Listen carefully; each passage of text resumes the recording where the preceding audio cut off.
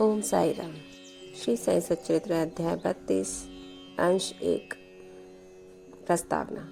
इस अध्याय में हेमाड पंत ने 2 विषयों का वर्णन किया है कि किस प्रकार बाबा की अपने गुरु से भेंट हुई और उनके द्वारा ईश्वर दर्शन की प्राप्ति कैसे हुई, तथा दूसरा श्रीमती गोखले जो 3 दिन से उपवास कर रही थी उन्हें पूरन पोली का भोजन कैसे कराया। प्रस्तावना। श्री हेमाड पंत वट वृक्ष का उदाहरण देकर इस गोचर संसार के स्वरूप का वर्णन करते हैं। गीता के अनुसार वट वृक्ष की जड़ें ऊपर और शाखाएं नीचे चारों ओर फैली हुई हैं। ऊर्ध्व मूल मध्य शाखम। गीता 15वां अध्याय श्लोक 1। इस वृक्ष के गुण पोषक और अंकुर इंद्रियों के भोग्य पदार्थ हैं। जड़ें जिनका कारणीभूत कर्म है वे सृष्टि के मानवों की ओर फैली हुई हैं। इस वृक्ष की रचना बड़ी ही विचित्र है। न तो इसके आकार, उद्गम और अंत का ही भान होता है और न ही इसके आधार का।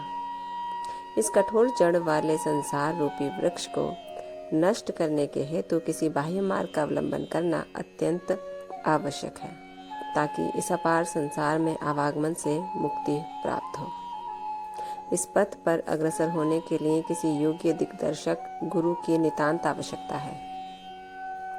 चाहे कोई कितना ही विद्वान अथवा वेद और वेदांत में पारंगत क्यों ना हो, वो अपने निर्दिष्ट स्थान पर नहीं पहुंच सकता जब तक कि उसकी सहायतार्थ कोई योग्य पथ प्रदर्शक ना मिल जाए, जिसके पदचिन्हों का अनुसरण करने से ही मार्ग में मिलने वाले कहियों, खंडकों तथा हिंसक प्राणियों के भय से मुक्त हुआ जा सकता है।